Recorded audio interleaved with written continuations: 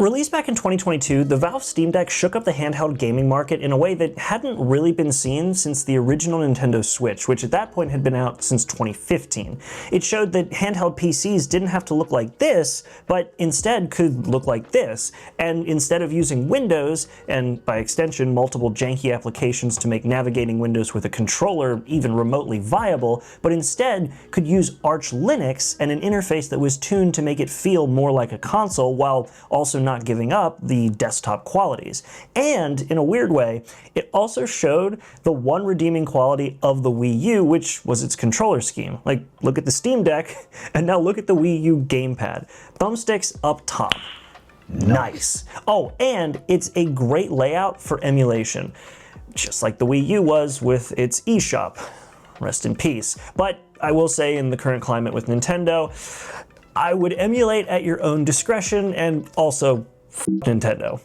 Anyway, here's the thing though. It's been over 3 years since Valve did all of that, and we got one refresh in that time frame, which included a bigger OLED screen, which is actually a notable improvement to be fair, faster RAM, and a die shrink, but everything else is exactly the same. Same RDNA 2 GPU and Zen 2 CPU, same chassis, same RAM amount, same storage option with the addition of a terabyte option and the removal of the pathetic 64GB option, and considering Valve likes to take their time with hardware, Valve Index, and they've also said not to expect a Steam Deck 2 for quite a while, is this Linux-based, market-disrupting portable gaming PC still worth getting in 2025? Well, obviously I have a Steam Deck. I actually bought this one on Facebook Marketplace in Taiwan, and we're gonna mess around with it and find out if it is still worth buying in 2025. Taking it out of its case, which, by the way, the inclusion of this hard case is absolutely fantastic, especially considering I was traveling with it and I had to buy the case for my ROG Ally, but this just comes with it. But anyway, I digress. First thing I noticed when I took it out of this really nice case is that Valve focused a lot on ergonomics. It has a curved hand grip, which is leagues above the ROG Ally's minuscule curves and absolutely trounces the Switch's flat back. It's also surprisingly light. It doesn't feel like a burden to hold, although it is wide, but I'm used to the ROG Ally, so the width of a product like this really doesn't bother me anymore. On those curves, though, are 4 programmable buttons. I'm not unfamiliar with that either, but these buttons actually feel like they're tensioned enough that I won't accidentally press them when I'm adjusting my grip.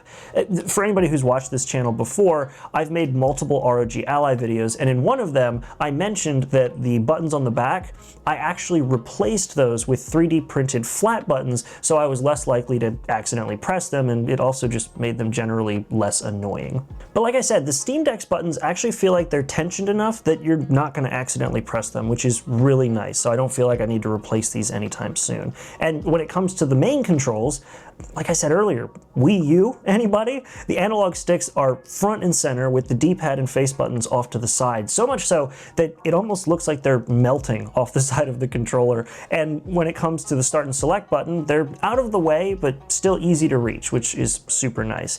And the weirdest part for me are the trackpads. I actually kind of like one of them, but the other one is a little odd. Then of course you have your Steam and your quick menu buttons, which are set as low as possible to make sure there is no chance of you accidentally hitting them.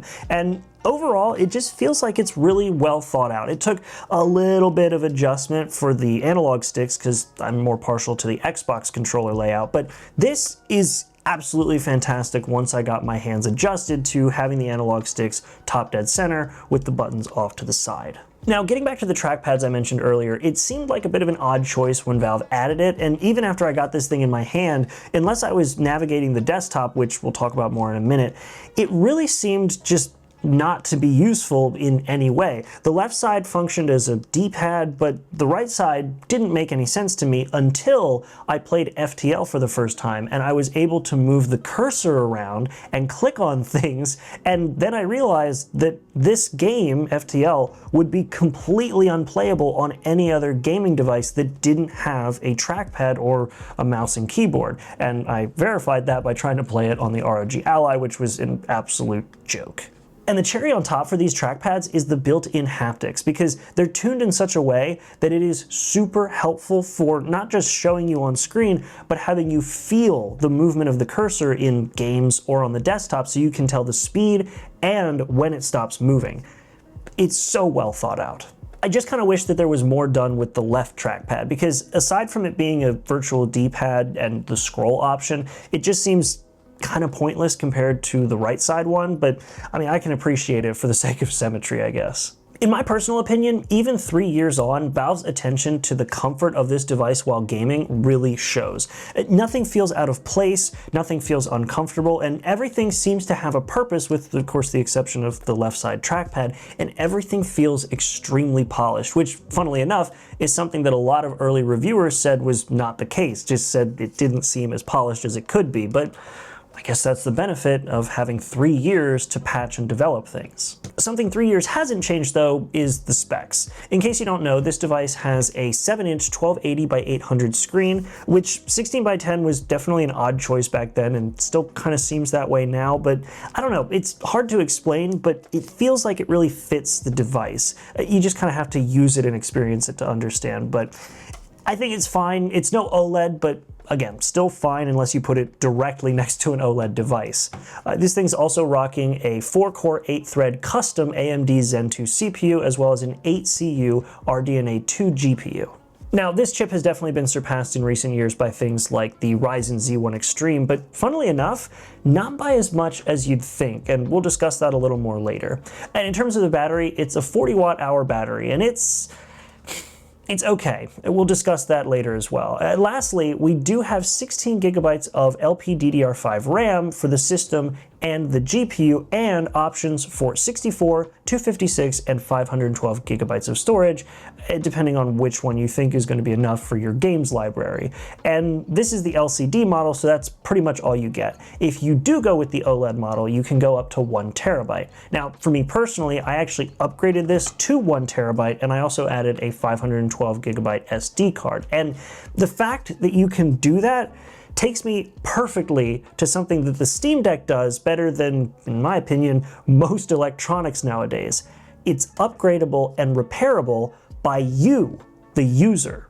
I'm going to try and not get super preachy with this, but this is what happens when a privately owned company makes a product. They don't have to bend the knee and appease shareholders. The only people they need to focus on are their customers. And Valve not only made a device that checked a ton of boxes that they knew their customers would like, oh, I don't know, making a portable product that comes with a hard case so you can take it with you and not worry about it breaking, but they also let you do things like open it, mod it, upgrade it, and get this, they actually sell you OEM parts through iFixit.com. Shells, buttons, fans, speakers, on and on and on. And this is a massive win, but it shouldn't be as massive as it is. But the thing is, in a gaming market where 135-year-old playing card companies can tell their customers that they have to pay $450 to lease a product that they can then brick whenever they want, Valve letting you do so much with their product, modding it, upgrading it, the whole 9 yards, and then selling you replacement parts for it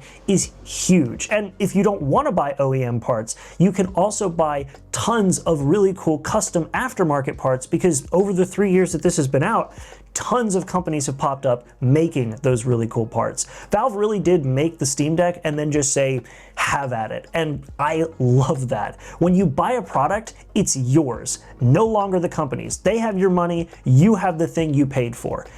Thank you, Valve. And you have every right to open it up and do what you want. Now, while I might love what Valve did with the Steam Deck in terms of right to repair and user ownership, what some people might not love as much is the performance of the Steam Deck, depending on your expectations. This thing definitely wasn't the first handheld PC, but it was definitely early to the party when it came to massive game libraries, including a vast amount of support for AAA games. But support and performance aren't synonyms. Now, to be clear, if you're a retro or indie gaming fan and you mostly play those games on here, you will definitely be happy. Locked 60 FPS in things like Halo, BioShock, Half-Life 2, and Skyrim. Naming all of those makes me feel really old considering they are considered retro now, but I digress. But if you're looking to play games like Forza Horizon 5, Cyberpunk, or the Oblivion remaster, temper your expectations. Remember when huge titles used to come out for things like the PS3 or the Xbox 360 and we were all happy with a locked 30 FPS? Yeah, well, welcome back to that era of console gaming, I suppose. For me personally, I don't really see this as a bad thing, because if I can play Baldur's Gate 3 on the go and it's not a slideshow when it comes to frame rates, that is completely okay with me. And keep in mind, this performance for these games is under the Proton translation layer that lets them run on Linux in the first place. Now, considering I've covered the ROG Ally in the past, a question you might ask is, does it perform better than the Steam Deck? And the answer is most times, yes. 120 FPS in the previously mentioned classic titles, and about 50 to 70 FPS in the more demanding titles, but the thing is, that is at 25 to 30 watts of power draw on the SoC, whereas the Steam Deck's SoC pulls 15 watts. But there are some odd outliers that I discovered, unintentionally actually. On my flight back from Taiwan, I was playing Cyberpunk on the Steam Deck and getting roughly 28 to 30 FPS on average, which seemed kind of low, but I was miserable because it was a 10-hour flight, so I didn't really care. But I realized after about an hour of playing that I was running at 9 watts. See, because earlier when I was at the airport, I was playing FTL and I was trying to eke out as much battery as possible, so I set the wattage limit as low as I wanted to without putting it at like 2 watts and having the thing perform like garbage. So when I got back here to the States, I immediately did the exact same thing on the ROG Ally. I put it at 10 watts, so it actually had an extra watt over the Steam Deck, and it got 10 to 20 FPS in the same game with the same settings. Absolute slideshow. So Valve does have the power sipping advantage somehow, which is good because the 40 watt hour battery is, well, it's the smallest that I would really want to go with a device like this. Considering my experience with gaming handhelds include the Switch and the ROG Ally, I am very familiar with two extreme ends of battery life figures. On the Switch OLED, up to 9 hours of gaming with an insane standby time, but the ROG Ally, on the other hand, that's like 2 to 4 hours of battery life, leaning more towards 2 hours of battery life. And when it comes to standby, it's an absolute joke because it is totally hampered by the pathetic state of Windows Modern Standby. The ROG Ally's battery is actually so bad that I replaced the original battery with a bigger one, and now it finally gets reasonable battery life. And Asus obviously agrees that the battery is a big issue because the biggest improvement they made to the ROG Ally X was the battery. It's actually about the same watt hours as the aftermarket battery I put into my own personal one. So when it comes to the Steam Deck's battery life, I will say right now your mileage may vary if you buy used like I did. For me personally, my Steam Deck is a revision 1 and the battery has about 97% health left. But if you buy new, well, you're not really gonna have to worry about battery wear. As I mentioned though, if you do buy used and the battery is really not in good shape, you can buy an OEM replacement from iFixit, or you can actually buy bigger ones from online stores from Amazon because, again, over these 3 years, tons of aftermarket companies have popped up with all kinds of parts. But when it comes to my personal battery life experience, it's kind of a mix of the Switch and the Ally, but probably not how you think. I usually got an average of 3 to 4 hours of battery life in my most played games. So that would be Halo, Skyrim, and occasionally I would play something like FTL and get an insane amount of battery life. But when I played something like Forza Horizon 5 or the Oblivion remaster, I would see as little as an hour and a half. But when it comes to standby, it is identical to the Switch. Pause the game, or hell, don't even bother pausing the game. Press the power button, put the device down somewhere, and then come back minutes, hours, hell, come back days later, pick it up, and start right where you left off with barely any power loss. That is not something you will ever see with Windows, or at least not with Windows 11 and its current state. But with Linux, oh yeah.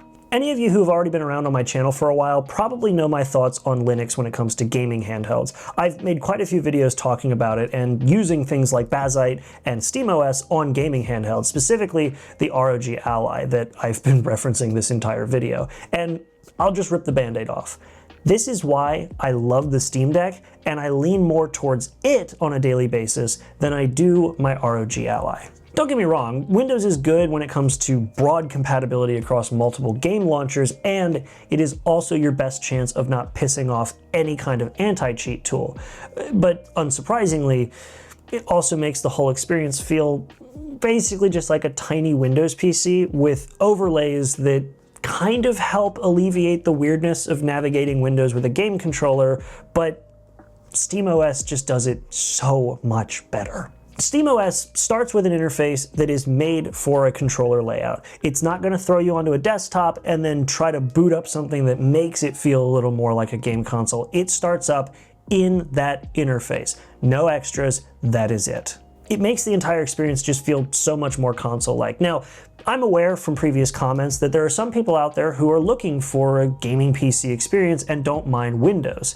That's totally fine, but for me, being a swipe away from something like Windows, Copilot, news, or advertisements when I'm trying to sit down and relax with games, it just makes me want to throw the ROG Ally up against a wall. I've showed it in previous videos and people have said, oh, well, just turn it off. And I do turn it off, and then a Windows update comes through and it's back, and I gotta go turn it off again, or I have to change a default. I could ramble on about this, but I'm not going to. I don't like Windows on gaming handhelds, period. Like, the swipe in from the left for the news thing was what really got me. Like, if I'm in the middle of trying to relax and game, I don't want to know that paper straws are just as harmful as plastic and now we need to drink out of our hands. I just want to play games and I just want to disconnect. And SteamOS gives me that. SteamOS is just a stripped down OS, and not in a bad way. It has no bloat, no in-your-face driver or OS updates, no advertisements for other products. It's just a solid base for a device that, if you want, can be used for one task: gaming. But if you do want to dip your toes into the Linux world, or even just do things that the Steam Big Picture interface can't do, you can just switch over to desktop mode, use a mouse and keyboard, or, like I mentioned before, literally use the trackpad built into the device and navigate a full Linux desktop. Like, if you really wanted to, you could open up Firefox and watch YouTube videos, or pop open the system monitor and see what every single CPU core is doing. It just feels like a complete package that anyone can pick up, because if you want to dive into Linux, you have the desktop mode, but if you just want a gaming handheld and you want a simple interface, leave it in big picture mode. And with Valve pushing updates to this thing very consistently, the Linux underpinning alone makes me more willing to recommend this to people who just want a gaming handheld. And again, it's why I lean towards this more than I lean towards my ROG Ally, even after my previous Linux experience wasn't that great. You can check that out over there.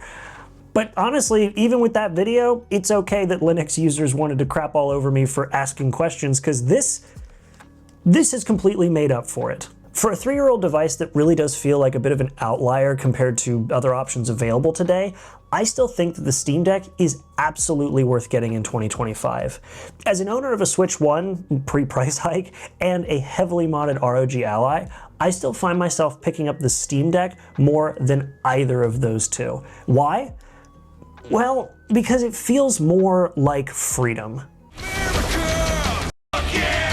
No, not like that. What I mean is that it feels like I have the freedom to game without the clutter of windows and advertisements. The freedom to game wherever I want without being tethered to a TV or a PC desk. And the freedom to do what I want with a device that I paid money for without the company that made it threatening to take it away from me and steal my money if I don't play their games or their hardware exactly the way that they intend. Yes, I am that salty over Nintendo, and if you really want to see my thoughts on it, you can check the video out right over there. In my opinion, if you want handheld exclusives that are made by one company for one console, get yourself a Nintendo Switch. And if you're looking for a portable gaming PC with controllers grafted to the side, get yourself an ROG Ally, or if you're a baller, get yourself an Ally X.